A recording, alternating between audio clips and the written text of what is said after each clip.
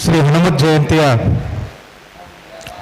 ಕಾರ್ಯಕ್ರಮವನ್ನು ದೀಪ ಪ್ರಜ್ವಲನೆ ಮೂಲಕ ವಿದ್ಯುಕ್ತವಾಗಿ ಚಾಲನೆ ನೀಡಲಾಗುತ್ತಿದೆ.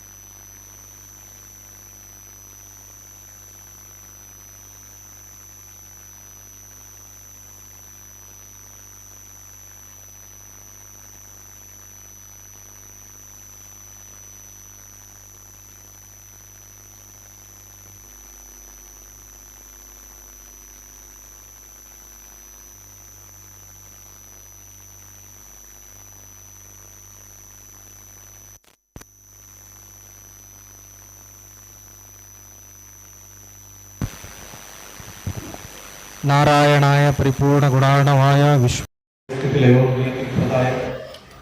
ಜ್ಞಾನಪ್ರದಾಯ ಸೌಖ್ಯ ದುಃಖ ಸತ್ಕಾರಣಾಯ ವಿಪದಾಯ ನಮೋ ನಮಸ್ತೆ. ಮನೋಜವಂ ಮಾರುತ ತುಲ್ಯ ವೇಗಂ ಜಿತೇಂದ್ರಿಯಾಂ ಬುದ್ಧಿಮತಾಂ ವರಿಷ್ಠಾಂ ವಾತಾತ್ಮಜಂ ವಾನರಯೂತ ಮುಖ್ಯಂ ಶ್ರೀರಾಮ ಶರಣಂ ಪ್ರಪತ್ತು. ಎಲ್ಲ ಸದ್ಭಕ್ತರಿಗೆ ಹಾಗೂ ಪಂಡಿತರಿಗೆ ಸಂಜೆಯ ನಮನಗಳನ್ನು ಸಲ್ಲಿಸ್ತಾ ಕರುಣೇಶ್ವರದ ಶ್ರೀ ಜೈವಿ ಹನುಮಾನ್ ಮಂದಿರದಲ್ಲಿ ಏಪ್ರಿಲ್ 2ರಂದು ನಡೆಯಲಿರುವಂತಹ ಶ್ರೀಮದ್ ಹನುಮ ಜಯಂತಿ ಅಂಗವಾಗಿ ಇಂದಿನಿಂದ ಚೈತ್ರ ಶುಕ್ಲ ದಶಮಿ 28 ಮಾರ್ಚ್ ಶನಿವಾರ ಇಂದಿನಿಂದ ಪ್ರತಿದಿನ ಸಂಜೆ 6:30ರಿಂದ 7:30ರವರೆಗೆ ಶ್ರೀ ಸುಂದರಕಾಂಡದ ಪ್ರವಚನವನ್ನು ನೀಡಲು ನಮ್ಮ ಮಧ್ಯೆ ಪಂಡಿತರಾದಂಥ ಶ್ರೀ ದ್ವೈಪಾಯನಾಚಾರ್ಯ ಅವರು ಆಗಮಿಸಿದ್ದಾರೆ. ವಿದ್ಯುಕ್ತವಾಗಿ ಹನುಮ ಜಯಂತಿಯನ್ನು ಪ್ರಭು ಶ್ರೀರಾಮಚಂದ್ರನಿಗೆ ಮಂಗಳಾರತಿಗೆ ಮುಖಾಂತರ ದೀಪ ಪ್ರಜ್ವಲನೆ ಮಾಡುವ ಮೂಲಕ ಪ್ರಾರಂಭಿಸಲಾಗಿದೆ. ಈಗ ಸುಂದರಕಾಂಡ ಪ್ರವಚನವನ್ನು ನಡೆಸಿಕೊಳ್ಳಲಿಕ್ಕೆ ಪಂಡಿತರಾದ ದ್ವೈಪಾಯನಾಚಾರ್ಯ ಅವರು ಮೂಲತಃ ಮಹಾರಾಷ್ಟ್ರದ ಲಾತೂರ್ನವರು. ಮುಂಬೈನ ಸತ್ವಿಜ್ಞಾನ ವಿದ್ಯಾಪೀಠದಲ್ಲಿ ಸುಧಾಮಂಗಳವನ್ನು ಪೂರೈಸಿದ್ದಾರೆ. ಶ್ರೀ ಸತ್ಯಾತ್ಮತೀರ್ಥ ಶ್ರೀಪಾದಂಗಳವರ ಸಮ್ಮುಖದಲ್ಲಿ ಬೆಂಗಳೂರಿನ ಬಸವನಗುಡಿಯಲ್ಲಿ ಸುಧಾಮಂಗಳ ಆಗಿದೆ.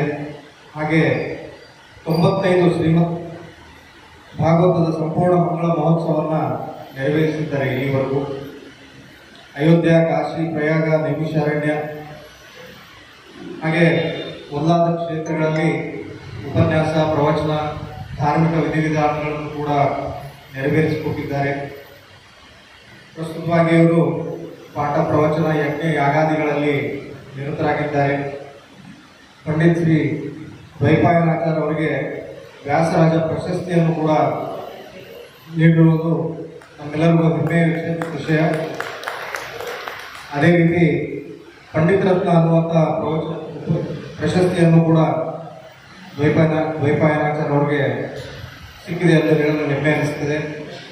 ಮತ್ತೊಂದು ವಿಶೇಷ ಅಂದರೆ ಪಂಡಿತ್ ದ್ವೈಪಾಯನಾಚಾರ್ಯ ಅವರು ಮೊದಲು ಪ್ರವಚನವನ್ನು ಪ್ರಾರಂಭಿಸಿದ್ದು ನಮ್ಮ ಜೈವೀರ್ ಹನುಮಾನ ಮಂದಿರದಲ್ಲಿ ಸುಮಾರು ಒಂದು 10-12 ವರ್ಷದ ಹಿಂದೆ ಪ್ರವಚನವನ್ನು ನಮ್ಮ ದೇವಸ್ಥಾನ ಮುಖಾಂತರ ಪ್ರಾರಂಭವಾಗಿದ್ದು, ಈಗ ಕರ್ನಾಟಕದಾದ್ಯಂತ, ದೇಶದಾದ್ಯಂತ ಅವರ ಪ್ರವಚನ ಪ್ರಖ್ಯಾತವಾಗಿದೆ. ಶ್ರೋತೃಗಳು ಅವರ ಪ್ರವಚನವನ್ನು ಆಸಕ್ತಿಯಿಂದ ಕೇಳಿ ಜ್ಞಾನ, ಭಕ್ತಿ, ವೈರಾಗ್ಯವನ್ನು ಪಡೆಯುತ್ತಿದ್ದಾರೆ. ಈ ಸಂದರ್ಭದಲ್ಲಿ ನಮ್ಮ ಜೊತೆ ಇರುವುದು ತುಂಬ ಹೆಮ್ಮೆಯ ಸಂತೋಷದ ವಿಷಯ. ಈಗ ಪಂಡಿತರಿಂದ ಪ್ರವಚನ, ಸುಂದರಕಾಂಡದ ಪ್ರವಚನವನ್ನು ಪ್ರಾರಂಭಿಸಬೇಕೆಂದು ಅವರಲ್ಲಿ ಪ್ರಾರ್ಥಿಸ್ತೇವೆ.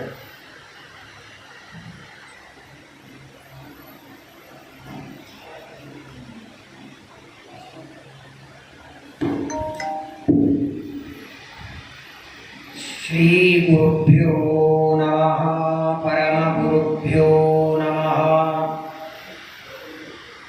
ಶ್ರೀಮದಾನಂದತೀರ್ಥ ಭಗವತ್ಪಾದಾಚಾರ್ಯ ಗುರುಭ್ಯೋ ನಮಃ.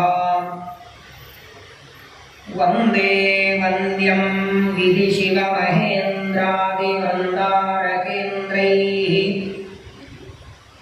ವ್ಯಕ್ತಂ ವ್ಯಾಪ್ತಂ ಸ್ವಗುಣಗುಣತೋ ದೇಶತಃ ಕಾಲತಶ್ಚ ಭೂತಾವದ್ಯಂ ಸುಖಚಿತಿಮಯೈಃ ಮಂಗಲೈರ್ಯುಕ್ತಮಂಗೈಃ ಸಾನಾತ್ಯಂ ನೋ ವಿದದದಿಕಂ ಬ್ರಹ್ಮನಾರಾಯಣಾಖ್ಯಂ ಭೂಷಾರತ್ನಂ ಭುವನವಲಯಸ್ಯಾಖಿಲಾಶ್ಚರ್ಯರತ್ನಂ ಲೀಲಾರತ್ನಂ ಜಗತಿ ದುಹಿತುರ್ದೇವತಾಮೌಲಿರತ್ನಂ ಚಿಂತಾರತ್ನಂ ಭಜತಿ ಜಗತಾಂ ಸತ್ಸರೋಜದ್ಯುರತ್ನಂ ಕೌಸಲ್ಯಾಯಾ ಲಸತು ಮಮರನ್ ಮಂಡಲೇ ಪುತ್ರರತ್ನಂ ಆಪದಾಮಪಹರ್ತಾರಂ ದಾತಾರಂ ಸರ್ವಸಂಪದಾಂ ಲೋಕಾಭಿರಾಮಂ ಶ್ರೀರಾಮಂ ಭೂಯೋ ಭೂಯೋ ನಮಾಮ್ಯಹಂ.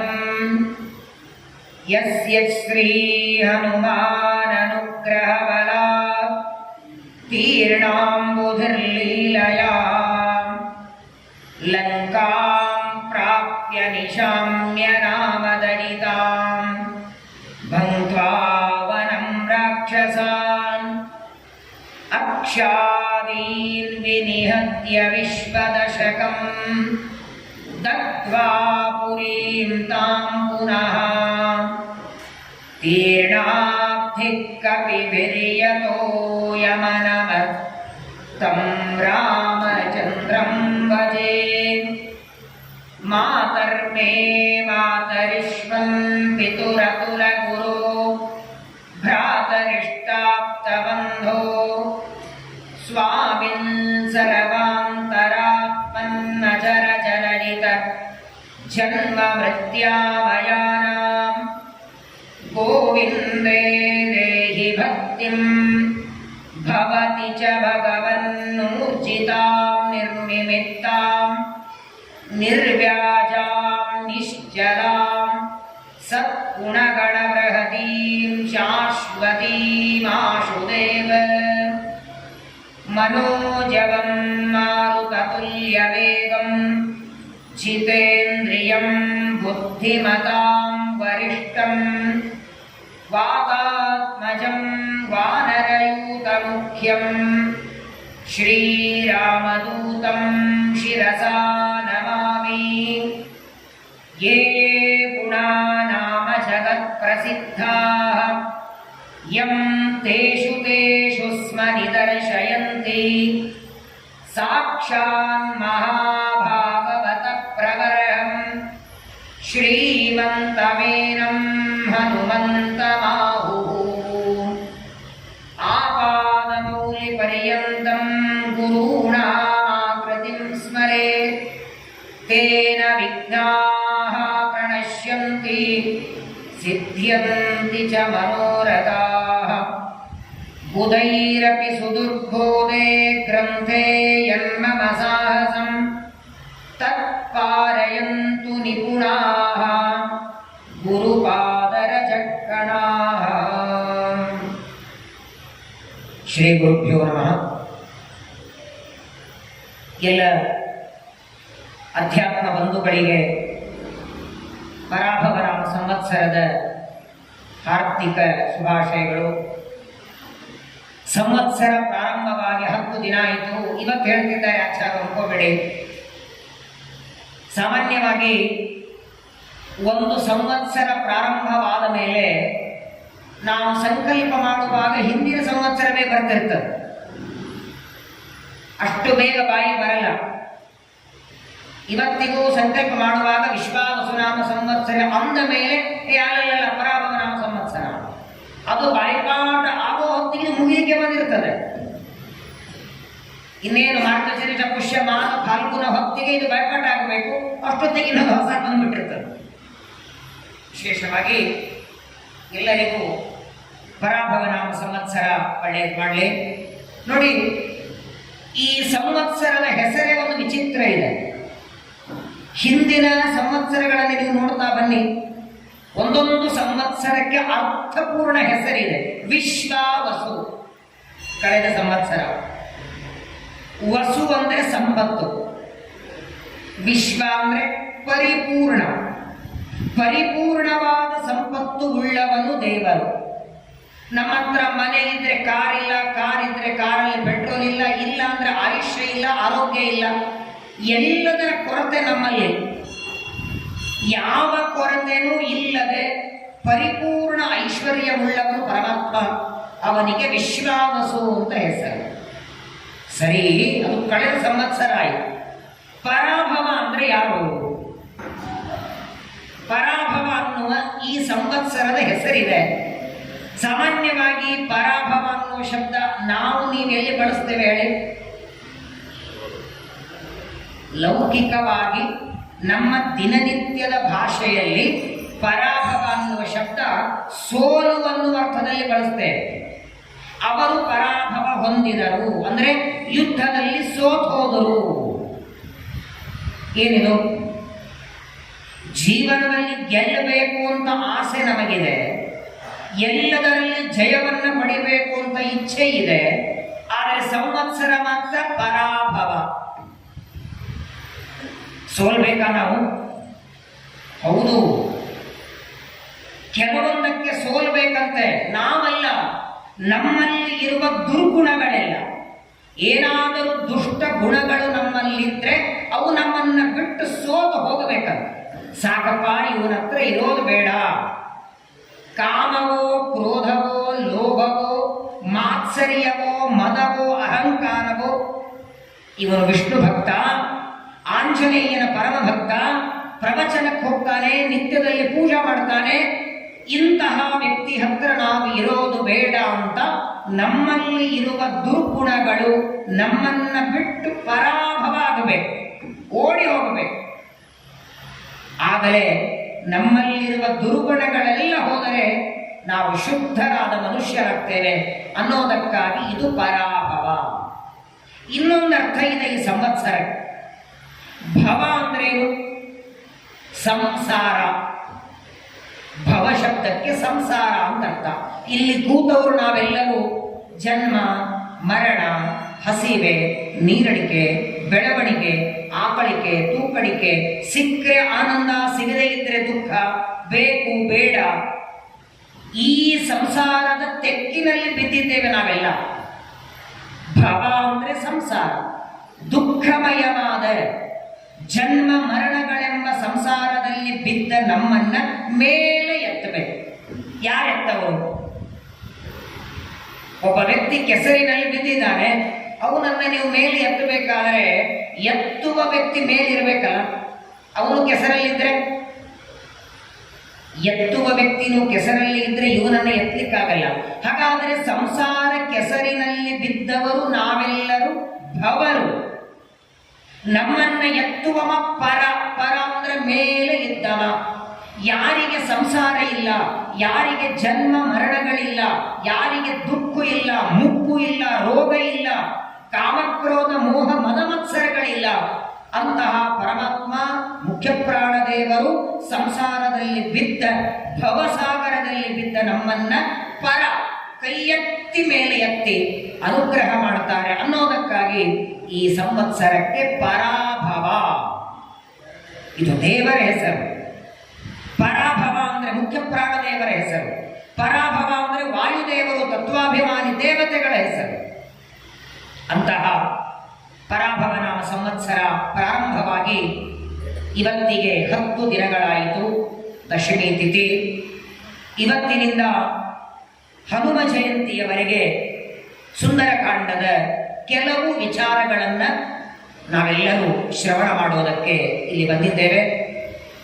ನೋಡಿ, ಪ್ರಪಂಚದೊಳಗೆ ಪ್ರತಿಯೊಂದಕ್ಕೂ ಬೆಲೆ ಕಟ್ಟಬೇಕು. ಪ್ರಾಯ ಇಲ್ಲಿ ಬಂದವರ ಹತ್ರ ಎಲ್ಲರ ಹತ್ರ ಗಾಡಿ ಇದೆ.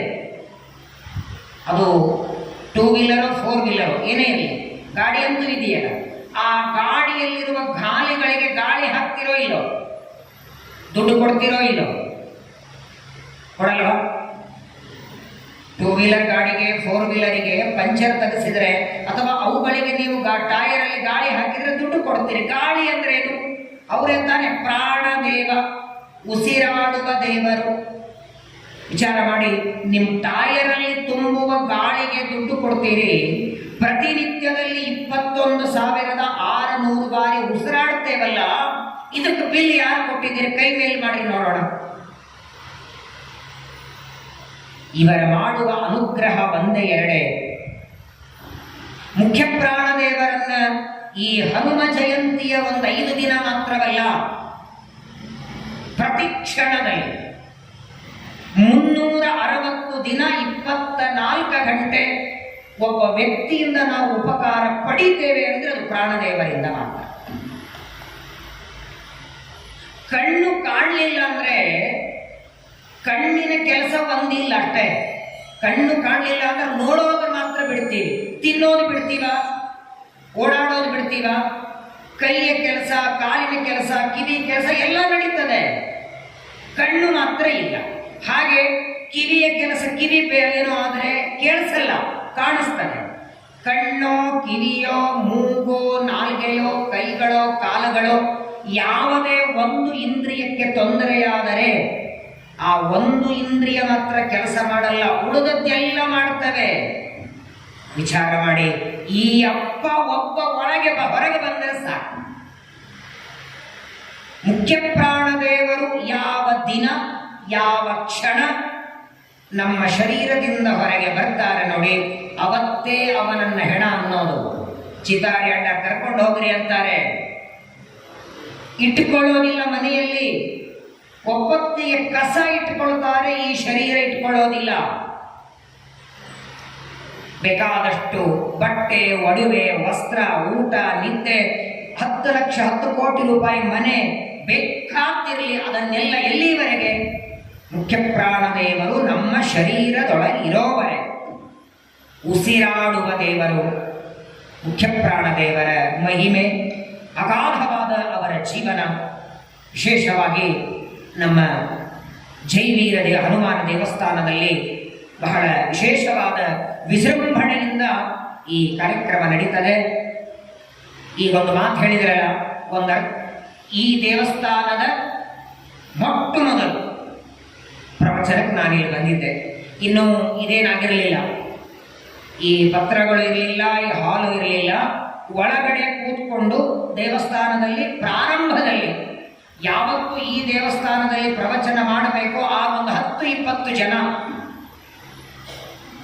ಯಾರು ಬರ್ತಾರೆ ಪ್ರವಚನಕ್ಕೆ ಅಂತ ದೊಡ್ಡ ಚಿಂತೆ ಇದೆ. ಮತ್ತು ನೋಡಿ ಹೇಗೆ ಒಂದು ಬೀಜವನ್ನ ಹಾಕಿದರೆ ಮೊದಲು ಮೊಳಕೆಯಾಗತ್ತೆ, ಆಮೇಲೆ ಗಿಡವಾಗತ್ತೆ. ಆದರೆ ಇದು ಗಿಡ ಅಲ್ಲ, ಹೆಮ್ಮರವಾಗಿ ನಿಂತಿದೆ ನೋಡಿ ಇವತ್ತು.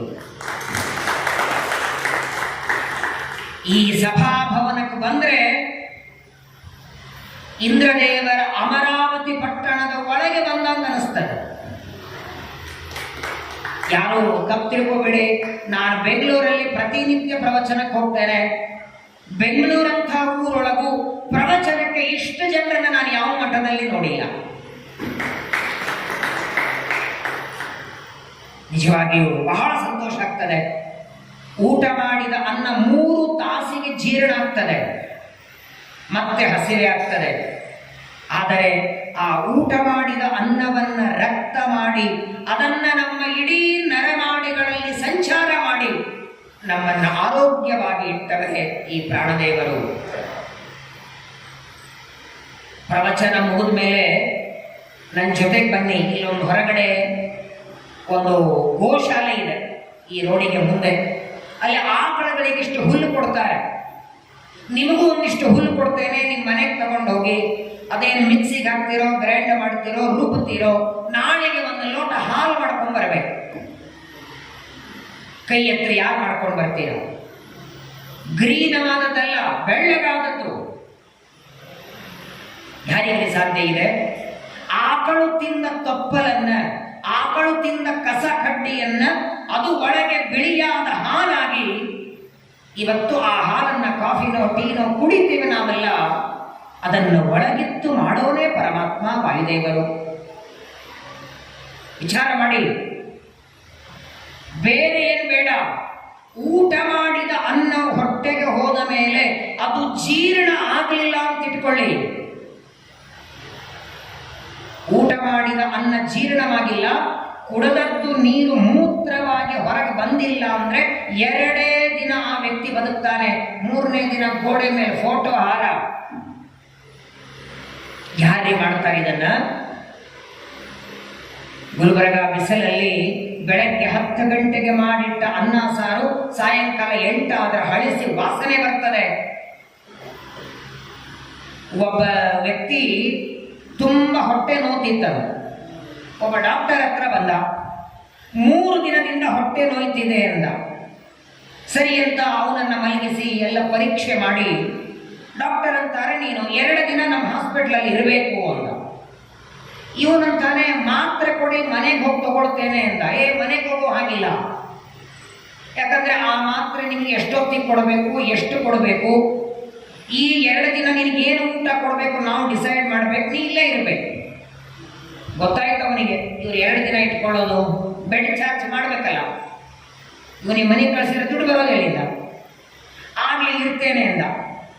ಈ ವ್ಯಕ್ತಿಯನ್ನ ಮಲಗಿಸಿ ಪರೀಕ್ಷೆ ಮಾಡಿ ಒಂದು ಮಾತ್ರೆ ಕೊಟ್ರಂತೆ. ಮಾತ್ರೆ ಕೊಡುವಾಗ ಒಂದು ಮಾತು ಹೇಳಿದ್ರಂತೆ ಡಾಕ್ಟರು, ಇದನ್ನ ಬಾಯಲ್ಲಿ ಹಾಕೊಳ್ಳುವಾಗ ನಾರಾಯಣ ವೈದ್ಯೋ ನಾರಾಯಣೋ ಹರಿಹಿ, ದೇವರ ಸ್ಮರಣೆ ಮಾಡಿ ಮಾತ್ರೆ ಹಾಕೋ ಅಂದ್ರು. ಆ ವ್ಯಕ್ತಿ ಕೇಳ್ತಾನೆ ಡಾಕ್ಟರಿಗೆ, ನನ್ನ ಹೊಟ್ಟೆ ಶೂಲೆಯನ್ನ ಕಡಿಮೆ ಮಾಡೋದು ಮಾತ್ರೆನೋ ನಾರಾಯಣ ಸ್ಮರಣೆನೋ?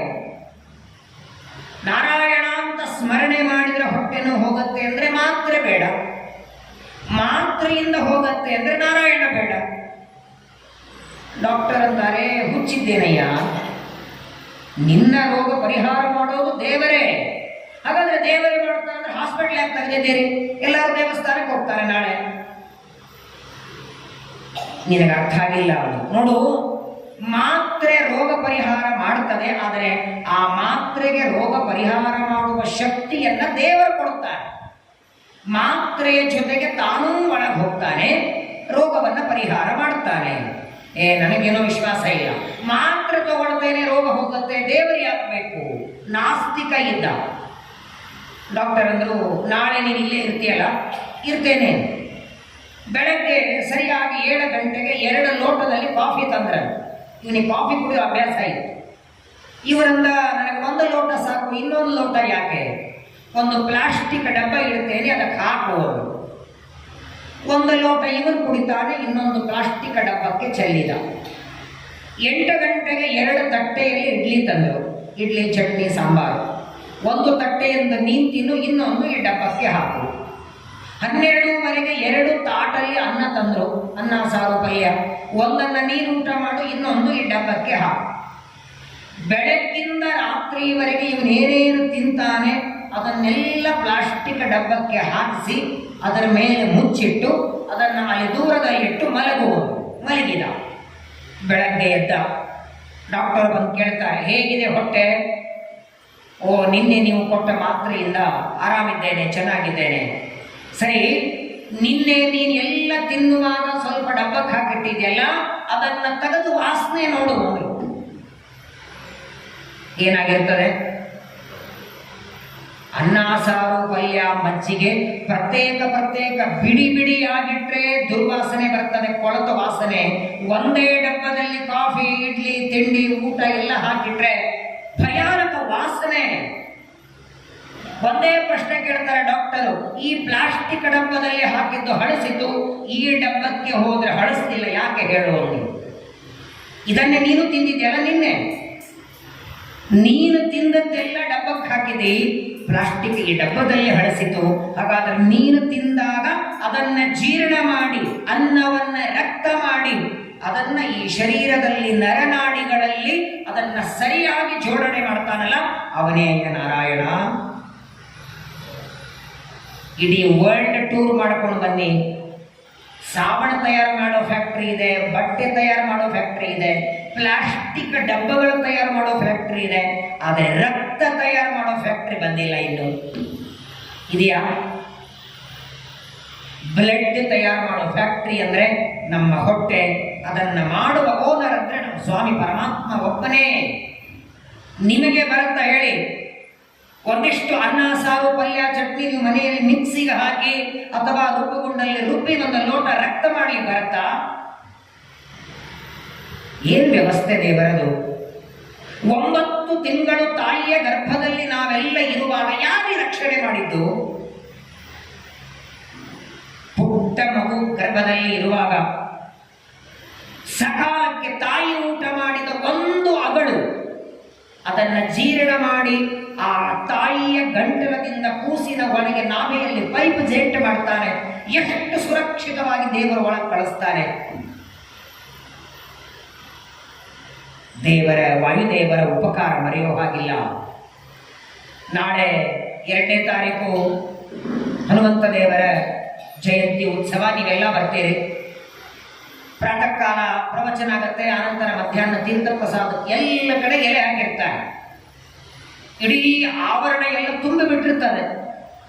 ಎಲ್ಲರೂ ಎಲೆ ಹಾಕಿ ಕೂತಿರ್ತಾರೆ. ಆಗ ನೀವು ಊಟಕ್ಕೆ ಬರ್ತೀರಿ, ಯಾರೋ ಒಬ್ಬರು ಇಟ್ಕೊಳ್ಳಿ. ನೀವು ಬರೋ ಹೊತ್ತಿಗೆ ಎಲ್ಲ ಕಡೆ ಎಲೆ ಹಾಕಿದ್ದಾರೆ, 1 ಎಲೆ ಜಾಗ ಇಲ್ಲ. ಏನ್ ಮಾಡ್ತೀರಾ ನೀವು? ಒಳಗೆ ಜಾಗ ಇಲ್ಲ, ಹೊರಗಿಲ್ಲ, ಎಲ್ಲಿ ಅಂದ್ರೆ ಎಲ್ಲಿ 1 ಎಲೆ ಜಾಗ ಇಲ್ಲ. 2ನೇ ಪಂಕ್ತಿ ಕೂಡಬೇಕು. 2ನೇ ಪಂಕ್ತಿ ಕೂಡಬೇಕು ಅಂದ್ರೆ ಮೊದಲನೇ ಪಂಕ್ತಿ ಊಟ ಆಗಿ ಎಂಜಿರುಗೋಮಾಗಿ ನಿಮ್ಗೆ ಬಡಿಸ್ಬೇಕು. ಅಷ್ಟೊತ್ತು ನಿಮ್ಮ ಟೈಮ್ ಇಲ್ಲ. ಮನೆಗೆ ಹೋಗೋಣ ಅಂದ್ರೆ ಪ್ರಸಾದ ಬಿಟ್ಟು ಹೋಗ್ಲಿಕ್ಕೆ ಮನಸ್ಸಿಲ್ಲ. ಅವಾಗ ಏನ್ ಮಾಡ್ತಾರೆ ಹೇಳಿ? ಮೊದಲನೇ ಪಂಕ್ತಿ ಎಲೆ ಇಲ್ಲ, 2ನೇ ಪಂಕ್ತಿ ಕೂಡುವಷ್ಟು ಟೈಮ್ ಇಲ್ಲ, ಬಿಟ್ಟು ಹೋಗ್ಲಿಕ್ಕೆ ಮನಸ್ಸಿಲ್ಲ. ಏನ್ ಮಾಡ್ತೀರಾ? ಇನ್ನು ಬಡಿಸ್ತಿದ್ದಾರೆ ಮೊದಲನೇ ಪಂಕ್ತಿ, ಊಟ ಆಗಿ ಎಂಜಿರುಗೋಮಾದ ಮೇಲೆ 2ನೇ ಪಂಕ್ತಿ ಹಾಕಬೇಕು. ಆಗ ನಿಮ್ಮ ಮುಖ ಇಷ್ಟ ಆಗಿರ್ತದೆ. ಏನಪ್ಪ ಮಾಡೋದು? ನಿಮ್ಮನ್ನ ನೋಡಿ ಆ ಪಂಕ್ತಿಯಲ್ಲಿ ಕೂತವ್ರು ಯಾರೋ ಒಬ್ರು, ಬನ್ರಿ ನೀವು ಕೂತ್ಕೊಳ್ರಿ, ನಾನು 2ನೇ ಪಂಕ್ತಿ ಕೂಡ್ತೇನೆ, ನಿಮ್ಗೆಲ್ಲೋ ಅರ್ಜೆಂಟ್ ಹೋಗೋದಿದೆ ಅಂತ ತಾವು ಎದ್ದು ಆ ಎಲೆಯನ್ನ ನಿಮಗೆ ಕೊಟ್ರೆ ಆ ವ್ಯಕ್ತಿಗೆ ನೀವು ಥ್ಯಾಂಕ್ಸ್ ಹೇಳ್ತೀರೋ ಇಲ್ಲೋ? ಹೇಳಲ್ಲ? ಎಷ್ಟು ಸಲ ಹೇಳ್ತೀರಿ? ಅಲ್ಲೊಮ್ಮೆ ಥ್ಯಾಂಕ್ಸ್ ಹೇಳ್ತೀರಿ. ಊಟ ಆದ ಮೇಲೆ ಕೈ ತೊಳೆಯುವಾಗ ಅವ್ರು ಅಲ್ಲೇ ನಿಂತಿದ್ರೆ ತುಂಬಾ ಥ್ಯಾಂಕ್ಸ್ ರೀಪ, ನೀವು ಎಲೆ ಬಿಟ್ಟು ಕೊಟ್ರಿ ಅಂತ ಮೊದಲನೇ ಪಂಕ್ತಿ ಊಟ ಮಾಡಿದೆ ಅಂತೇಳಿ. ಅದೇ ವ್ಯಕ್ತಿ ಎಲ್ಲೋ ಬಾಜಾರೊಳಗೆ ಮಾರ್ಕೆಟಲ್ಲಿ ಸಿಕ್ಕರೆ ಅಲ್ಲೊಂದು ಥ್ಯಾಂಕ್ಸ್ ಹೇಳ್ತೀರಿ.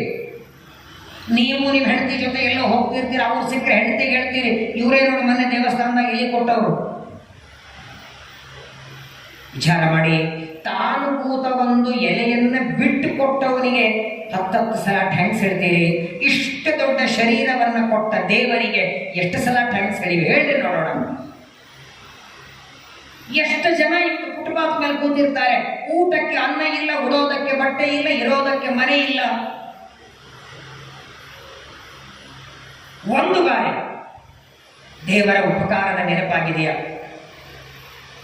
100 ಜನ ಎಲ್ಲೋ ರೋಡಲ್ಲಿ ಮಲಗಿರ್ತಾರೆ, ಯಾರೋ ಕೊಟ್ಟದ್ದು ತಿಂತಾರೆ. ಎಷ್ಟೋ ಜನ ಅಂತೂ ಹಾಸ್ಪಿಟಲ್ ಒಳಗೆ ಎಲ್ಲೋ ಮೂಗಲ್ಲಿ ಪೈಪ್ ಹಾಕಿ ಜ್ಯೂಸ್ ಹಾಕ್ತಿರ್ತಾರೆ ಮಕ್ಕಳು. ಕಿಡ್ನಿನೋ, ಲೀವರೋ, ಲಂಗ್ಸೋ, ಹಾರ್ಟೋ ಒಂದಿಲ್ಲ ಒಂದು ತೊಂದರೆ. ನಮ್ಮನ್ನ ಇಷ್ಟು ಚೆನ್ನಾಗಿ ಇಟ್ಟು 2 ಹೊತ್ತು ಊಟಕ್ಕೆ ಹಾಕಿ ಪ್ರವಚನ ಕೇಳುವಂತೆ ಇಷ್ಟು ಸುಖವಾಗಿ ಕೂರಿಸಿದ್ದಾರೆ. ಫ್ಯಾನ್ ಹಚ್ಚಿ ಅಂದ್ರೆ ಇದು ಅನುಗ್ರಹ ಅಲ್ವಾ? ನಮ್ಮನ್ನು ಒಂದು ಬೆಡ್ ಹಾಕಿ ಮಲಗಿಸಿದ್ರೆ ಏನ್ರಿ ಮಾಡ್ತಿದ್ವಿ ನಾವು? ನಿನ್ನ ಒಲುಮೆಯಿಂದ ನಿಖಿಳ ಜನರು ಬಂದು ಮನ್ನಿಸುವರು ಮಹಾರಾಯ, ಎನ್ನ ಪುಣ್ಯಗಳಿಂದ ಈ ಪರಿ ಉಂಟೇನೋ. ಏನು ಕೊಟ್ಟಿಲ್ಲ ಹೇಳಿ ದೇವರು ಇವತ್ತು? ಎಷ್ಟು ದೊಡ್ಡ ಸೌಭಾಗ್ಯ! ಅಪರೂಪಕ್ಕೆ ಮಾನವ ಜನ್ಮ. ಮಾನವ ಜನ್ಮದಲ್ಲಿಯೂ ಬ್ರಾಹ್ಮಣ ಜನ್ಮ, ಉತ್ತರ ಸಾಧನ ಶರೀರ. ನಾನು ಒಂದು 3 ತಿಂಗಳ ಹಿಂದೆ ಒಂದು ಮಠಕ್ಕೆ ಉಪನ್ಯಾಸಕ್ಕೆ ಹೋಗಿದ್ದೆ ಬೆಂಗಳೂರಲ್ಲಿ. ಉಪನ್ಯಾಸ ಮುಗಿದ ಮೇಲೆ ಒಬ್ಬ ಹೆಣ್ಮಗಳು ಬಂದು, ಆಚಾರ್ಯ ನಿಮ್ಗೊಂದು ತಂಬಿಗೆ ದಾನ ಕೊಡ್ಬೇಕು ಅನ್ಕೊಂಡೀನಿ ಅಂದು. ಕೊಡಿ ಅಂದೆ. ಅಲ್ಲ, ನಾನು ಇಲ್ಲಿ ತಂದಿಲ್ಲ, ಮನೆಯಲ್ಲಿದೆ, ನೀವು ಮನೆಗೆ ಬರಬೇಕು ಅಂದು. ಅಲ್ಲಮ್ಮ, ನಾನು ಮಠದಿಂದ ನಿಮ್ಮ ಮನೆಗೆ ಬರಬೇಕು, ಅಲ್ಲಿ ದಾನ ತಗೊಂಡು ಹೋಗ್ಬೇಕು, ಇಲ್ಲೇ ತಂದಿದ್ರೆ ಕೊಡ್ಬೋದಿತ್ತಲ್ಲ. ಇಲ್ಲ, ಮಠದ ಪಕ್ಕದಲ್ಲೇ ನಮ್ಮ ಮನೆ ಇದೆ. ಸರಿ, ಹಾಗಾದ್ರೆ ಬರ್ತೇನೆ ಅಂತ ಪ್ರವಚನ ಆದ ಮೇಲೆ ಮಂಗಳಾರತಿ ಮಂತ್ರಾಕ್ಷತೆ ಕೊಟ್ಟ ಮೇಲೆ ಅವ್ರ ಮನೆಗೆ ಹೋಗ್ತೇನೆ. ಸಂಕಲ್ಪ ಮಾಡಿ ದಾನ ಕೊಡಬೇಕು. ಆ ತಂಬಿಗೆ ಬೆಳ್ಳಿನಲ್ಲ, ತಾಮ್ರದ್ದೇ. ಆ ತಾಮ್ರ ತಮಗೆ ದಾನ ಕೊಡುವಾಗ ಆ ಹೆಣ್ಮಗಳು, ಆಚಾರ್ಯ ನಾಳೆ ಇದನ್ನ ದೇವರಿಗೆ ಅಭಿಷೇಕ ಮಾಡೋದಕ್ಕೆ ಬಳಸಬೇಕು ಅಂದು. ಆಯ್ತಮ್ಮ, ಆಲ್ರೆಡಿ ನಾವು ಮನೆಯಲ್ಲಿ ಬೆಳ್ಳಿ ತಮ್ಮಿಗೆಯಿಂದಲೇ ಮಾಡ್ತೇನೆ. ಅವಳು ಹೇಳಿದ್ದಾಳೆ, ಯಾಕೆ ದುಃಖ ಮನಸ್ಸು ನೋಯಿಸ್ಬೇಕು? ಆಯ್ತಮ್ಮ, ನಾಳೆ ಇದನ್ನೇ ಅಭಿಷೇಕ ಮಾಡ್ತೇನೆ. ದಾನ ಕೊಟ್ಟಾಯ್ತು. ಇನ್ನೇನು ತಗೊಂಡು ಮನೆಗೆ ಹೊರಟಿದ್ದೆ, ಮತ್ತೆ ಬಂದು ಹೆಣ್ಮಗಳು. ಮತ್ತೇನಾಯ್ತಮ್ಮ ಅಂದೆ. ಏನಿಲ್ಲ, ಇನ್ನೊಂದು ನೆನಪಿಸ್ಬೇಕು ಅಂತ ಬಂದೆ, ನಾಳೆ ಇದನ್ನೇ ತಗೊಂಡು ಅಭಿಷೇಕ ಮಾಡಿ. ಆಯ್ತಮ್ಮ, ನಂಗೆ ನೆನಪಿದೆ. ಇನ್ನೂ ಮನೆಗೆ ಬಂದಿಲ್ಲ, ಗಾಡಿ ಮೇಲೆ ಕೆಳಗಿಡ್ತೀನಿ, ಮತ್ತೆ ಫೋನು, ಆಚಾರ ನಾವು ತಮಗೆ ಕೊಟ್ಟವರು. ಏನಾಯ್ತಮ್ಮ? ಇಲ್ಲ, ಅದೇ ಅಭಿಷೇಕಕ್ಕೆ ಬಳಸಿ ಅಂತ ಹೇಳಿ ಕೊಟ್ಟೆ. ಆಯಿತು ಅಂದೆ. ಮಾರನೇ ದಿನ ಬೆಳಗ್ಗೆ ಮತ್ತೆ ಫೋನು 6 ಗಂಟೆಗೆ. ಅದೇ ಇವಾಗ ನೀವು ಸ್ನಾನ ಮಾಡಿರ್ತೀರಾ, ಅದೇ ನಿನ್ನೆ ನಾನು ತಮಗೆ ಕೊಟ್ಟನಲ್ಲ, ಅದನ್ನು ಅಭಿಷೇಕಕ್ಕೆ ಬಳಸಿ ಅಂತ ಹೇಳೋದಕ್ಕೆ ಫೋನ್ ಮಾಡಿದೆ. ನಾನಂದೆ, ಫೋನ್ ಮಾಡಿದ್ದೀಯಾ?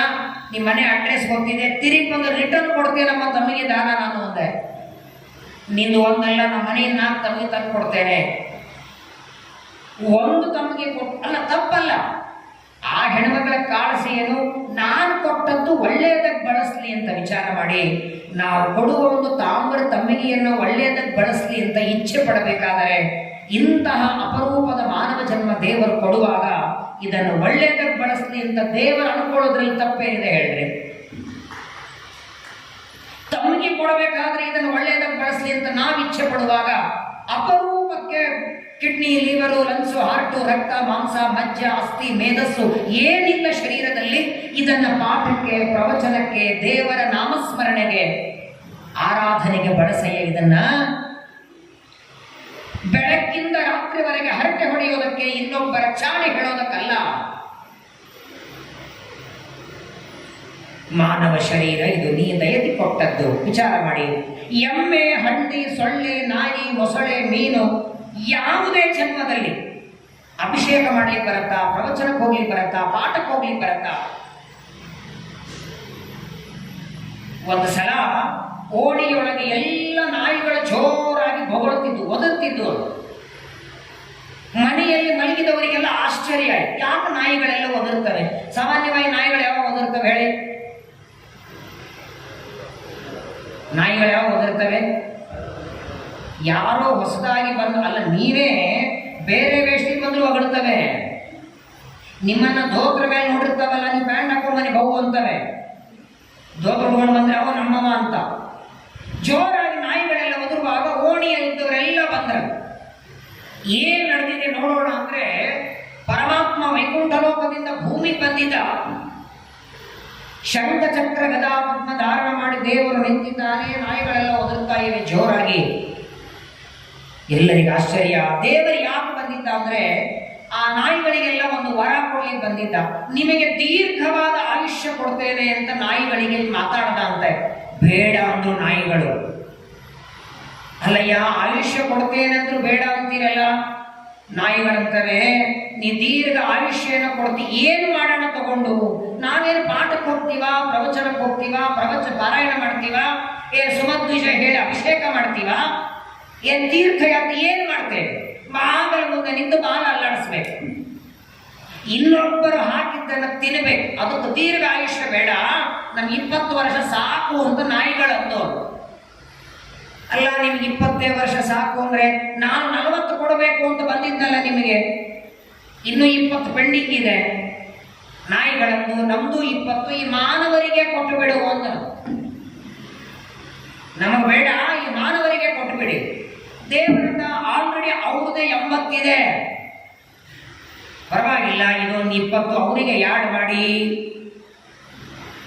ಅದಕ್ಕಾಗಿ ನೋಡಿ, 60 ವರ್ಷದವರೆಗೆ ಒಳ್ಳೆ ಸುಖವಾದ ಜೀವನ. ನೀವೇ ಸಂಪಾದನೆ ಮಾಡ್ತೀರಾ, ಹೊತ್ತಿಗೆ ಊಟ ಆಗುತ್ತೆ, ಚೆನ್ನಾಗಿರ್ತೀರ. 60 ಆದ ಮೇಲೆ ಮಕ್ಕಳ ಕೈಯಲ್ಲಿ ಸಿಕ್ಕರೆ ನಮ್ಮ ಪರಿಸ್ಥಿತಿ ಹೆಂಗಾಗ್ತದೆ ಅಲ್ವಾ? ಕಾಫಿ ಸರಿಯಾಗಿ ಬರಲಿಲ್ಲ, ಒದರ್ಬೇಕು. ನೀವು ಒದರಿದ ಏನ್ ನಾಯಿ ಒದರ್ದಂಗೆ ಒದರ್ತಿ ಅಂತಾರಲ್ಲ, ಅದು ನಾಯಿದೇನು ಗೊತ್ತಿದ್ದೆಲ್ಲ. ಹೊತ್ತಿಗೆ ತಿಂಡಿ ಇಲ್ಲ, ಹೊತ್ತಿಗೆ ಊಟ ಇಲ್ಲ. ಯಾಕಂದ್ರೆ ದೇವರು ಕೊಟ್ಟಿರ್ತಾರ ನಾಯಿ ಜನ್ಮನೇ.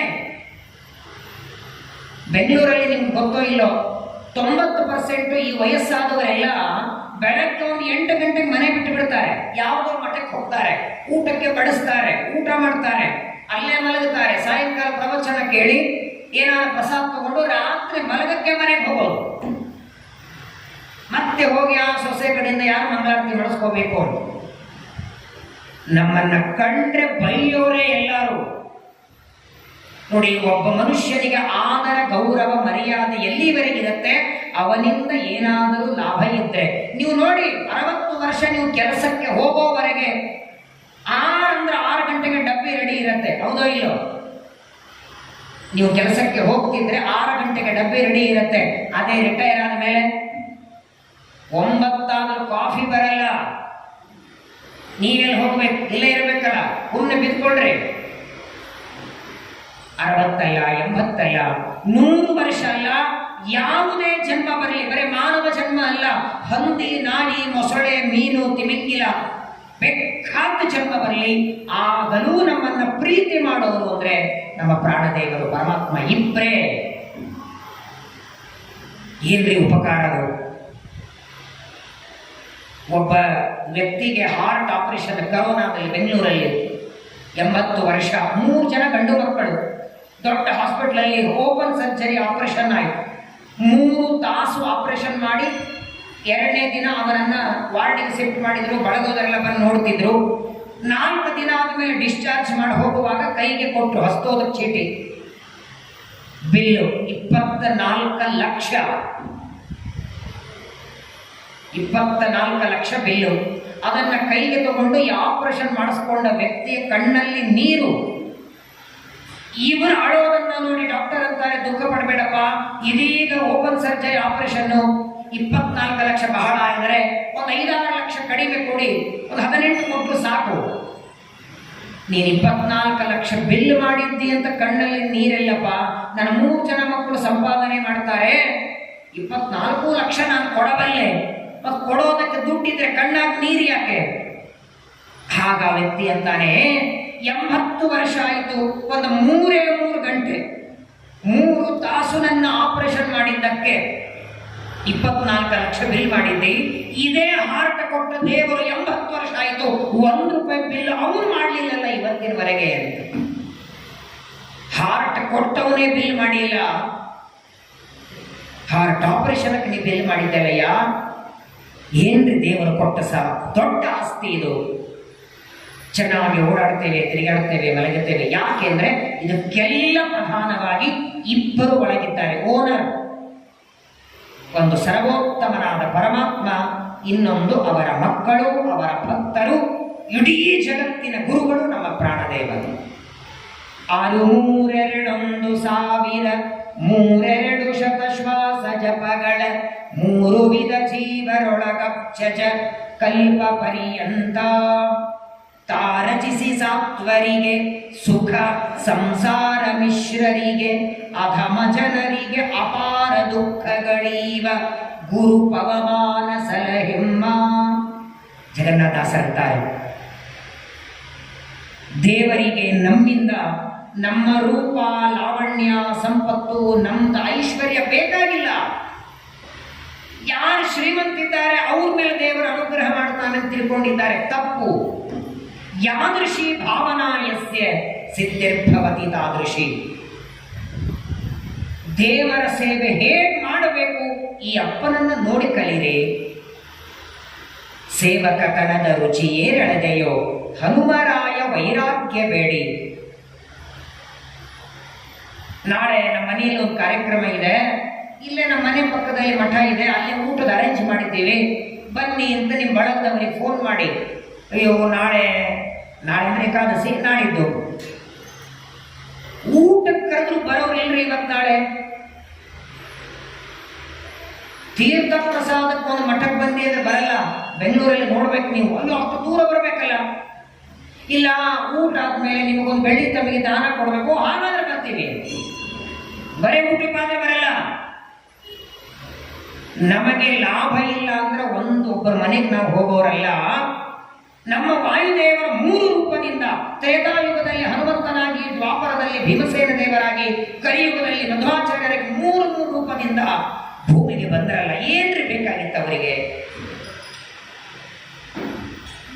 ಶ್ರೀರಾಮದೇವರ ಸೇವೆ ಮಾಡಲಿಕ್ಕೆ ಅವತ್ತು ತ್ರೇತಾಯುಗದಲ್ಲಿ ಅಂಜನಾದೇವಿಯ ಗರ್ಭದಿಂದ ಅವತಾರ ಮಾಡಿದ ನಮ್ಮ ಧೀಮಂತ ಪುರುಷ ಹನುಮಂತ.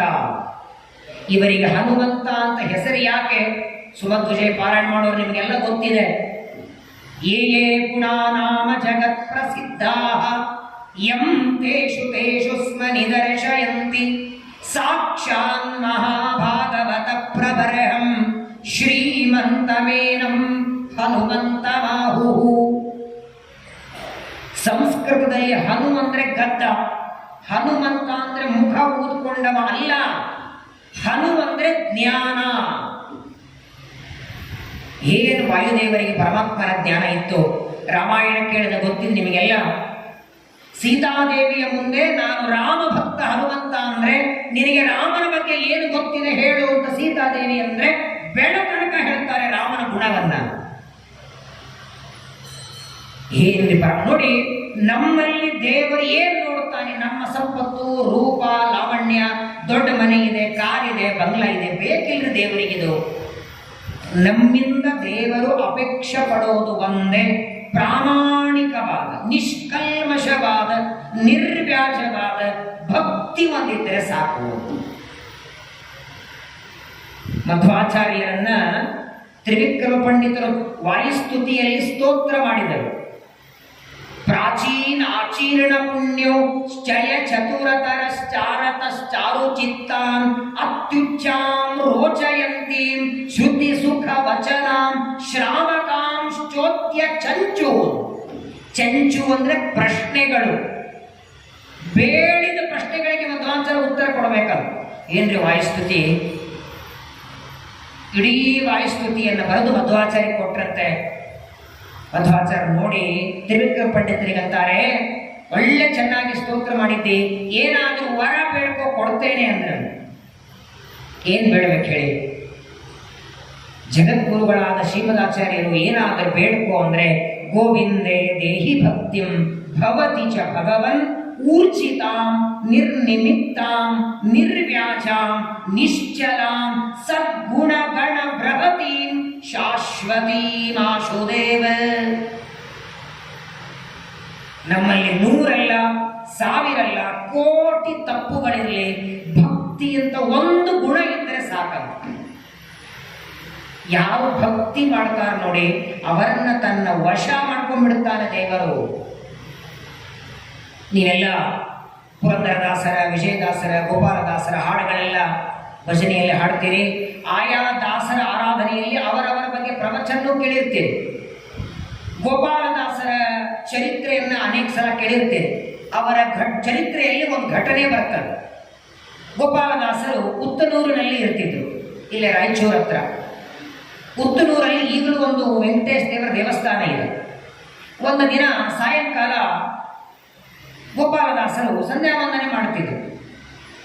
ಸಂಧ್ಯಾವಂದನೆ ಮಾಡುವಾಗ ಒಬ್ಬ ಹೆಣ್ಮಗಳು ತಾನೇ ಆಕಳಿನಿಂದ ಹಾಲನ್ನು ಹಿಂಡಿ ಆ ಹಾಲನ್ನು ತಮ್ಮಗಿಯಲ್ಲಿ ತಂದು ಗೋಪಾಲದಾಸರಿಗೆ ಕೊಡಬೇಕು, ನಾಳೆ ದಿನ ಶ್ರೀನಿವಾಸನಿಗೆ ಅಭಿಷೇಕ ಮಾಡಲಿ. ಏನಿದ್ರು ಹಾಲು ಸೇರ್ತದಲ್ಲ ಅವನಿಗೆ. ಇವತ್ತಿಗೂ ಶುಕ್ರವಾರ ತಿರುಪತಿಯಲ್ಲಿ ಶ್ರೀನಿವಾಸನಿಗೆ ಕ್ಷೀರಾಭಿಷೇಕ ಇರ್ತದೆ. ತಂದು ಆ ಹೆಣ್ಮಗಳು ಕೊಡ್ತಾಳೆ. ಗೋಪಾಲದಾಸರು ಆಯ್ತಮ್ಮ ನಾಳೆ ಮಾಡುತ್ತೇನೆ. ಮೊದಲು ಹಾಲು ಕೊಟ್ಟು ಹೋಗುವಾಗ ಮತ್ತೆ ತಿರುಗಿಲ್ಲ ಹೆಣ್ಮಗಳು. ತಿರುಗಿಲ್ಲ ದಾಸರೇ, ತಮಗೆ ನಾಳೆ ನಾನು ಒಯ್ತೇನೆ ಎಂದು. ತಮಗೆ ಬೇಕಲ್ಲ ಮತ್ತೆ ನಾಳೆಗೆ. ಗೋಪಾಲದಾಸರಂದ್ರು ನಾಳೆಗೆ ಯಾಕೆ, ಇವತ್ತೇ ಇದನ್ನು ತಗೊಂಡು ಹೋಗುವ. ಇರುವ ಹಾಲನ್ನು ಚೆಲ್ಲಿ ಬಿಟ್ರಂತೆ. ಇರುವ ಹಾಲು ಮಣ್ಣಲ್ಲಿ ಚೆಲ್ಲಿ ತಗೊಂಡೋಗಮ್ಮ ತಮ್ಮಿಗೆ ಅಂತ ಕಟ್ಟಿಕೊಡ್ತಾರೆ. ಅವ್ರು ಅಲ್ಲಿ ಚೆಲ್ಲುವಂಥದ್ದೇನಿತ್ತು, ಇನ್ನೊಂದು ಪಾತ್ರೆಗರೆ ಹಾಕಬೇಕು. ಬೇಡ, ನಾಳೆ ಅಭಿಷೇಕ ಮಾಡಿ ಮೇಲೆ ತಗೊಂಡು ಹೋಗ್ತಿದ್ದೆ. ಏನ್ ದಾಸರೇ, ಇರೋ ಹಾಲೆಲ್ಲ ಮಣ್ಣು ಪಾಲು ಮಾಡಿಬಿಟ್ರಲ್ಲ, ನಾನು ಕೊಟ್ಟದ್ದು ಅಭಿಷೇಕ ಮಾಡಿ ಅಂತ. ದೇವರಿಗೂ ಇಲ್ಲ, ನೀವು ಕುಡಿಲಿಲ್ಲ. ನೀವು ಬೇಡ ಅಂದಿದ್ರೆ ಮನೆಗೆ ತಗೊಂಡು ಹೋಗ್ತಿದ್ದೆ. ಜೋರಾಗಿ ಅಳ್ತಾಳೆ. ಹಾಲೆಲ್ಲ ಮಣ್ಣು ಪಾಲು ಮಾಡಿದ್ರಿ ಅಂದ್ರೆ ಗೋಪಾಲದಾಸರು ನಗುತ್ತಾರೆ. ಯಾಕಮ್ಮ ಅಷ್ಟು ಅಳ್ತಿದ್ದೆ? ಇನ್ನೇನು ಹಾಲೆಲ್ಲ ಚೆಲ್ಲಿ ಬಿಟ್ರಲ್ಲ.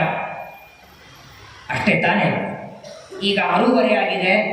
8 ಗಂಟೆಗೆ ಇದೇ ದೇವಸ್ಥಾನಕ್ಕೆ ಬಾ ಅಂದ್ರೆ ಮತ್ತೆ ಅವಳಿಗೆ ಒಂಥರ ದುಃಖ. ಅಷ್ಟು ಕಷ್ಟಪಟ್ಟು ಹಾಲು ತಂದ್ರೆ ದಾಸರು ಚೆಲ್ಲಿದ್ರು ಅಂತ. ಸಾಯಂಕಾಲ ಗೋಪಾಲದಾಸರು ಭಜನೆ ಎಲ್ಲ ಮಾಡಿ ಶ್ರೀನಿವಾಸನಿಗೆ ಮಂಗಳಾರತಿ ಮಾಡುವಾಗ ಆ ಹೆಣ್ಮಗಳನ್ನು ಕರೆದು ತೋರಿಸ್ತಾರೆ. ಶ್ರೀನಿವಾಸನ ಬಾಯಿಯಿಂದ ಹಾಲು ಬರ್ತಿತ್ತಂತೆ.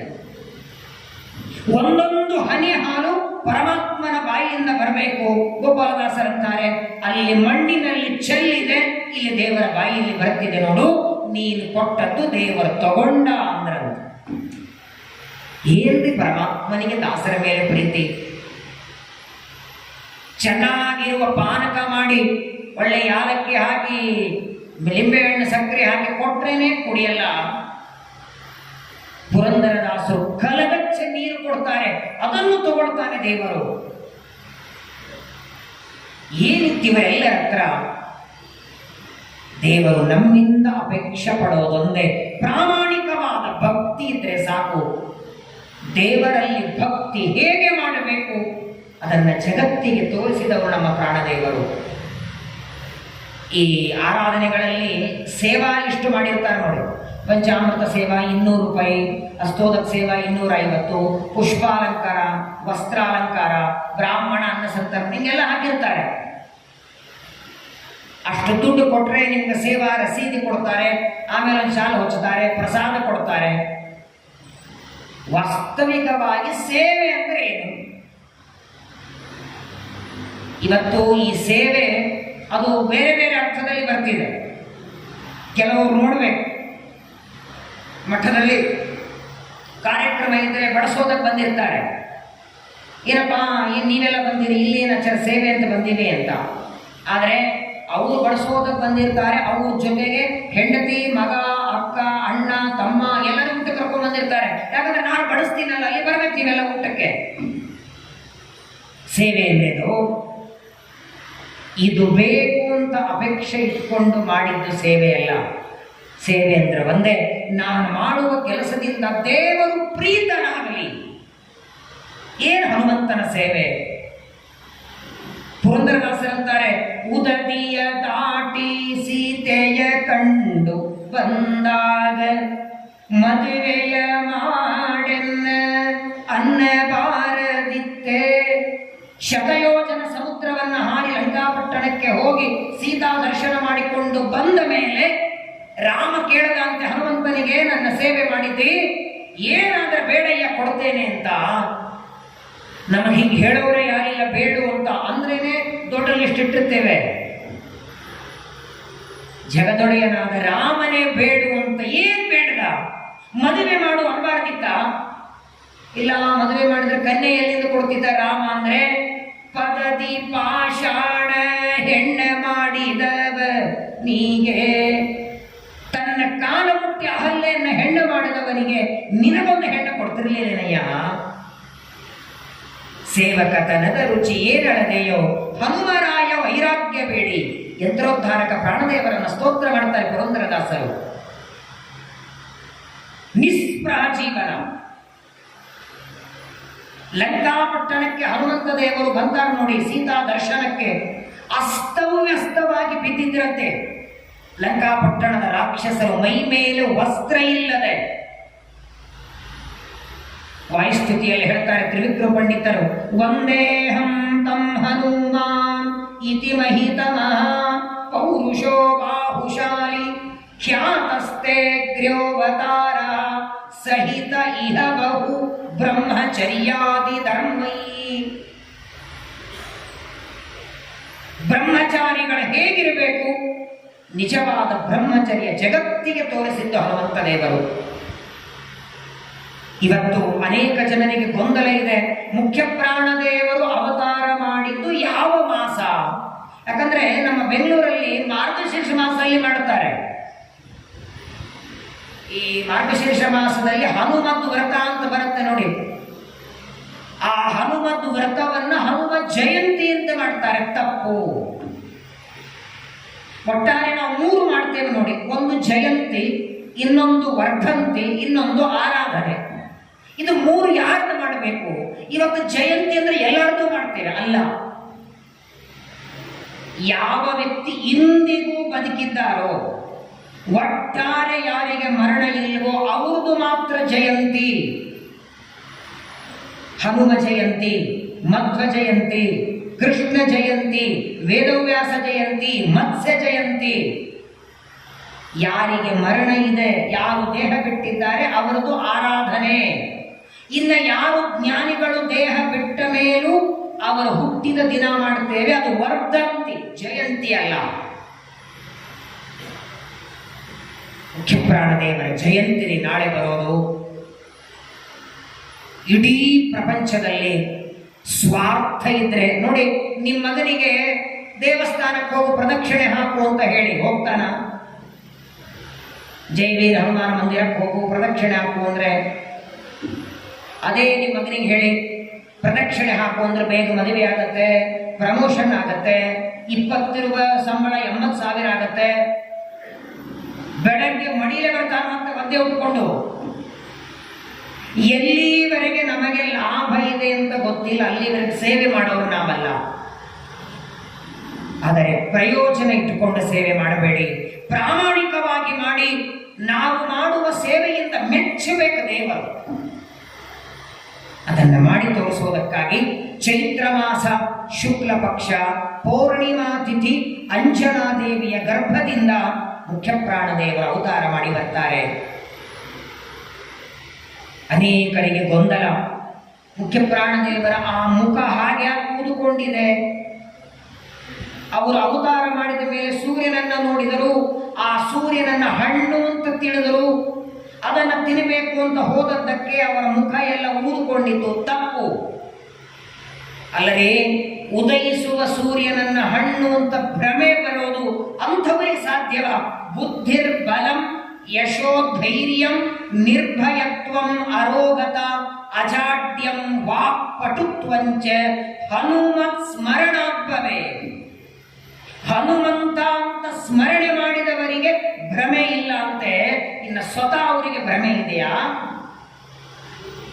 ಸೂರ್ಯನನ್ನು ನೋಡಿ ಹಣ್ಣು ಅಂತ ಭ್ರಮಿಸಿದ್ದಲ್ಲ. ಹಾಗಾದರೆ ನಡೆದದ್ದೇನು? ಹನುಮಂತ ದೇವರ ಅವತಾರ ಮಾಡಿದ್ದು ಚೈತ್ರ ಶುದ್ಧ ಪೌರ್ಣಿಮಾ. ಪೌರ್ಣಿಮಾ ಆದ ಮೇಲೆ ಚೈತ್ರ ಶುದ್ಧ ಅಮಾವಾಸ್ಯ ಅಂದ್ರೆ 15 ದಿನ. 15 ದಿವಸಕ್ಕೆ ಸರಿಯಾಗಿ ಸೂರ್ಯಗ್ರಹಣ ಇತ್ತು. ಹನುಮಂತ ದೇವರು ಅವತಾರ ಮಾಡಿದ 15 ದಿವಸಕ್ಕೆ ಸೂರ್ಯಗ್ರಹಣ. ಆ ಸೂರ್ಯನನ್ನ ರಾಹು ಬಂದು ಕುತ್ತಿಗೆ ಹಿಚ್ಚಿಕ್ಕಬೇಕು. ಆಗ ಸೂರ್ಯ ಹನುಮಂತನಿಗೆ ಬೇಡ್ಕೋತಾನೆ, ರಾಹು ಬಂದು ತೊಂದರೆ ಕೊಡ್ತಿದ್ದಾನೆ, ನನ್ನನ್ನು ಅನುಗ್ರಹ ಮಾಡು ಅಂತ. ಆ ಸೂರ್ಯಗ್ರಹಣ ತಪ್ಪಿಸೋದಕ್ಕೆ ಸೂರ್ಯನ ಹತ್ರ ಹಾರಿದ್ದೇ ಹೊರತು ಅದನ್ನು ಹಣ್ಣು ಅಂತ ಭ್ರಮಿಸಿ ಅಲ್ಲ. ಸೂರ್ಯ ಪ್ರಾರ್ಥನೆ ಮಾಡಿಕೊಂಡದ್ದಕ್ಕೆ ಆ ಸೂರ್ಯಗ್ರಹಣ ನಿಲ್ಲಿಸಬೇಕು ಅಂತ ಹೋಗ್ತಾರೆ. ಆದರೆ ರಾಹು ಏನ್ ಮಾಡ್ತಾನೆ, ಇಂದ್ರದೇವರಿಗೆ ಹೇಳಿದ, ನಾನು ಸೂರ್ಯನಿಗೆ ಗ್ರಹಣ ಮಾಡಬೇಕು ಅಂದ್ರೆ ಈ ವಾಯುಪುತ್ರ ಹನುಮಂತ ನನಗೆ ಅಡ್ಡಿಯಾಗಿ ಬಂದಿದ್ದಾನೆ. ಆಗ ಇಂದ್ರದೇವರು ವಜ್ರಾಯುಧ ತಗೊಂಡು ಹೊಡಿತಾರೆ.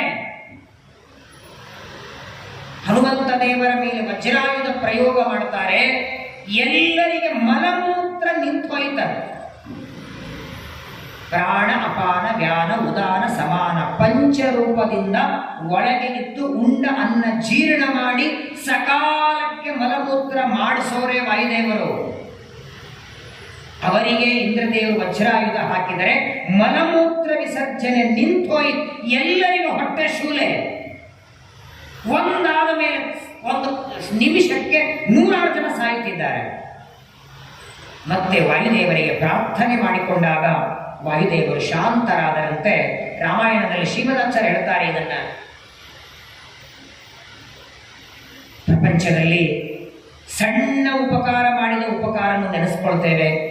ವಾಯುದೇವರ ಮಾಡುವ ಅನುಗ್ರಹ, ಒಳಗಿದ್ದು ಜೀರ್ಣ ಮಾಡಿಸಿ, ಉಂಡದ್ದು ಅನ್ನ ಜೀರ್ಣ ಮಾಡಿ ರಕ್ತ ನಾಡಿಗಳಿಗೆ ಸಂಚಾರ ಮಾಡಿಸಿ ನಾವೆಲ್ಲರೂ ಆರೋಗ್ಯವಾಗಿ ಇರೋ ಹಾಗೆ.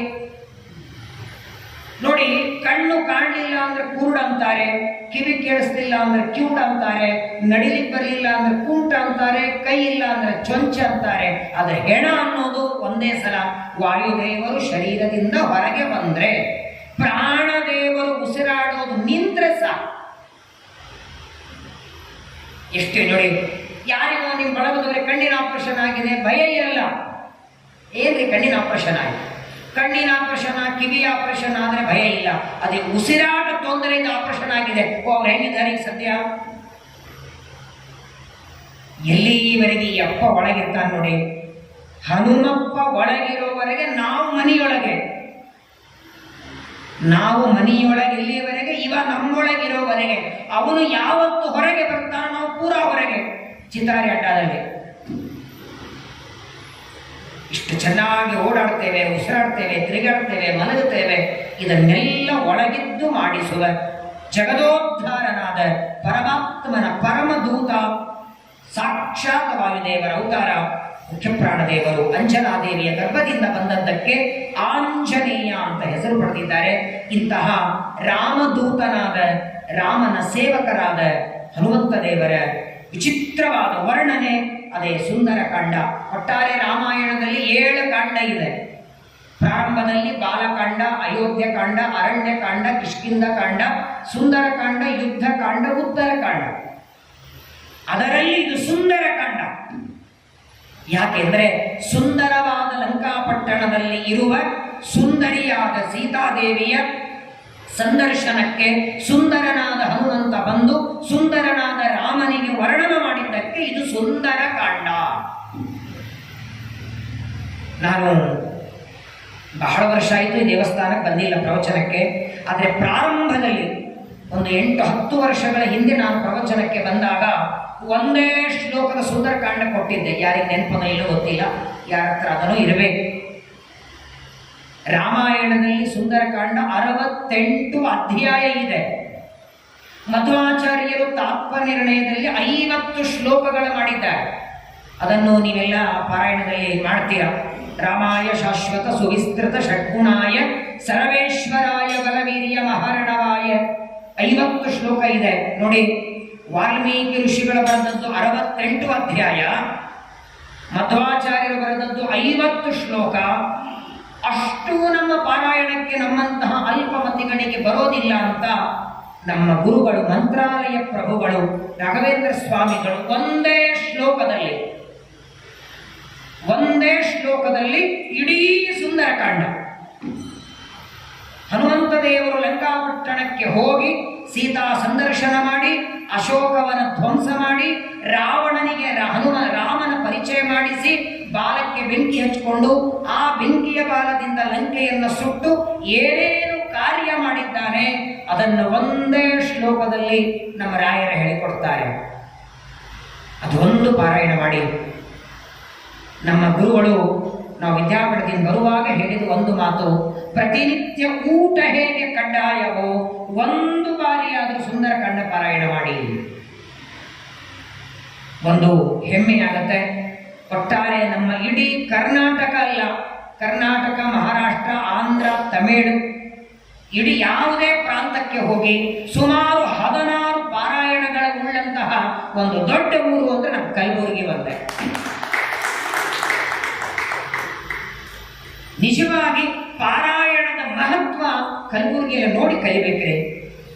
ಏನು ಪಾರಾಯಣ ಸಂಘಗಳು ಶನಿವಾರ ಭಾನುವಾರ ಬೇರೆ ಬೇರೆ ಬೇರೆ ಮಠಗಳಲ್ಲಿ ಒಂದೊಂದು ಗುಂಪು ಮಾಡಿ ಆನಂದನೇ ಬೇರೆ ನೋಡಿ. ನೀವು ಬೇಕಾದ್ರೆ ನಾಳೆ ಜಾಯಿನ್ ಆಗಿ, ನಾಳೆ ಭಾನುವಾರ ಗೀತಾ ಪಾರಾಯಣ ಇರುತ್ತೆ. ಬರಲಿಲ್ಲ ಅಂತ ಚಿಂತೆ ಇಲ್ಲ, ಕೂತ್ಕೊಂಡು ಶ್ರವಣ ಮಾಡಿ ಸಾಕು. ಕೇಳೋಣದರಿಂದ ಇನ್ನೊಬ್ಬರು ಮಾಡುವ ಪಾರಾಯಣವನ್ನ ಕೂತು ಕೇಳಿದರೂ ಸಾಕು, ರೋಗ ಆಪತ್ತು ಎಲ್ಲ ದೂರವಾಗುತ್ತೆ. ಬೆಂಗಳೂರಲ್ಲಿ ಒಬ್ಬ ಹೆಣ್ಮಗಳು ರೋಡ್ ಕ್ರಾಸ್ ಮಾಡ್ತಿದ್ರು. ಒಂದು ಜೋರಾಗಿ ಲಾರಿ ಬರ್ತಿತ್ತು. ಅವನು ಹಾರ್ನ ಹೊಡೆದಿದ್ದಾನೆ. ಇವರೇನೋ ಅರ್ಜೆಂಟ್ ಒಳಗೆ ಆ ಹೆಣ್ಮಗಳು ಬಿದ್ದರೆ ಅವಳ ಬೆನ್ನ ಮೇಲೆ ಲಾರಿ ಹೋಗಿದೆ. ಆ ಹೆಣ್ಮಕ್ಳನ್ನು ಅಡ್ಮಿಟ್ ಮಾಡಿದರೆ ಲಾರಿ ಬೆನ್ನ ಮೇಲೆ ಹೋದರೆ ಯಾರೇ ಉಳಿತಾರೆ ಹೇಳಿ. ಆದರೆ ಆ ಹೆಣ್ಣುಮಗಳ ಮಗ ವಿದ್ಯಾಪೀಠದಲ್ಲಿ ಓದ್ದವರು. ಆ ಹುಡುಗ ನಮ್ಮ ತಾಯಿಗೆ ಹೀಗಾಗಿದೆ ಅಂದ್ರೆ ಸುಮಾರು ಒಂದು 150 ಜನ ಪಂಡಿತರು ಕೂತ್ಕೊಂಡು ಕೇವಲ ಸುಂದರಕಾಂಡ ಪಾರಾಯಣ. ಅಲ್ಲಿ ಆಪರೇಷನ್ ನಡೀತಿದೆ, ಇಲ್ಲಿ ಸುಂದರಕಾಂಡ 21 ಸಲ ಸುಂದರಕಾಂಡ ಪಾರಾಯಣ ಮಾಡಬೇಕು. ಆಪರೇಷನ್ ಮಾಡಿ ಹೊರಗೆ ಬಂದರು. ಆ ತಾಯಿ ಇವತ್ತಿಗೂ ಬದುಕಿದ್ದಾರೆ. ಡಾಕ್ಟರ್ಗಳಿಗೆ ಆಶ್ಚರ್ಯ ಆಗಿ ಹೋಗಿದೆ, ಇವ್ರು ಹೆಂಗ್ ಬದುಕಿದ್ರು ಅಂತ. ಇವರೆಲ್ಲ ಡಾಕ್ಟರ್ಗಿಂತ ಮೇಲೊಬ್ಬ ಇದ್ದಾರೆ ನೋಡಿ, ನಮ್ಮ ಶ್ರೀರಾಮ. ಅಂತಹ ರಾಮನ ದೂತನಾದ ಆಂಜನೇಯ, ಹನುಮಂತನ ದಿವ್ಯವಾದ ಚರಿತ್ರೆ ಅದು ಸುಂದರಕಾಂಡ. ಸೀತಾದೇವಿಯ ಸಂದರ್ಶನ ಮಾಡಿಕೊಂಡ ಕಥೆ. ಇವತ್ತು ಸ್ವಲ್ಪ ಪ್ರವಚನ ಪ್ರಾರಂಭನೂ ತಡವಾಯಿತು. ನಾಳೆಗೆ ಸರಿಯಾಗಿ 6:30ಗೆ ಪ್ರಾರಂಭ ಮಾಡೋಣ. 6:30ಗೆ ಪ್ರಾರಂಭವಾಗಿ 7:30ಗೆ ಮುಕ್ತಾಯ ಆಗುತ್ತೆ. ಯಾಕಂದ್ರೆ ಮತ್ತೆ ನೀವು ಮನೆಗೆ ಹೋಗಿ ಸಾಯಂಕಾಲದ ಕಾರ್ಯಕ್ರಮ ಎಲ್ಲ ಆಗಬೇಕು. ಹಾಗಾಗಿ ಸರಿಯಾಗಿ 6:30ಗೆ ನಾಳೆಗೆ ಪ್ರಾರಂಭ ಮಾಡೋಣ. ಅನಾಯಾಸವಾಗಿ ನಾಳೆಗೆ ಏಕಾದಶಿ, ಪರಾಭವನಾಮ ಸಂವತ್ಸರದ ಮೊದಲನೇ ಏಕಾದಶಿ ನಾಳೆ. ದೇವರಿಗೆ ಅತೀ ಪ್ರಿಯವಾದ ದಿನ ಅಂದ್ರೆ ಏಕಾದಶಿ.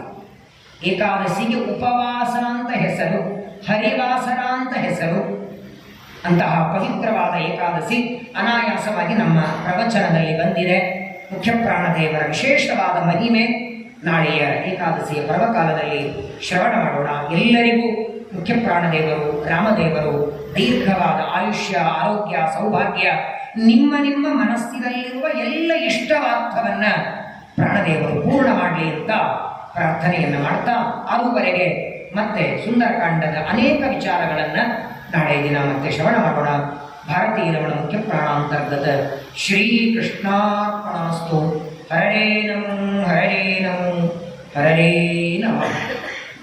ಅಕ್ಷಯಂ ಕರ್ಮ ಯಸ್ಮಿನ್ ಪರೇ ಸ್ವರ್ಪಿತಂ ಪ್ರಕ್ಷಯಂ ಯಾಂತಿ ದುಃಖಾನಿ ಯನ್ನ ಅಕ್ಷರೋ ಯೋಜನಃ ಸರ್ವದೈವಾಮೃತಃ ಕುಕ್ಷಿಗಂ ಯಸ್ಯ ವಿಶ್ವಂ ಸದಾ ಅಜಾದಿಕಂ ಪ್ರೀಣಯಾಮೋ ವಾಸುದೇವಂ ದೇವತಾ ಮಂಡಲ ಖಂಡಮಂಡಲಂ ಪ್ರೀಣಯಾಮೋ ವಾಸುದೇವಂ ಪ್ರೀಣಯಾಮೋ ವಾಸುದೇವಂ ಸಪ್ರಿಯದಾಂ ಪರತಃ ಪರಮಾನಂದಃ ಸಂತಾರಕಃ ಸತತ ಸಂತತಿ ದುಸ್ತರಾರ್ಣಾತ್ ಯತ್ಪಾದಪದ್ಮಮಕರಂದಜುಷಾಹಿ ಪಾರ್ಥಾಃ ಸ್ವರಾಜ್ಯಮಾಪುರುಭಯತ್ರ ಸದಾ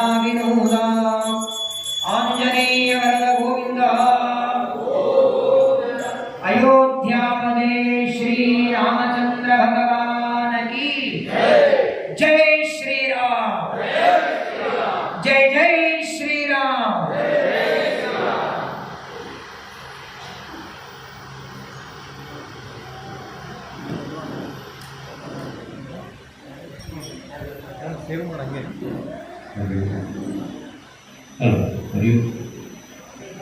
ಅಲ್ಲಿ ಕ್ಯೂ ಸಾಲಾಗಿ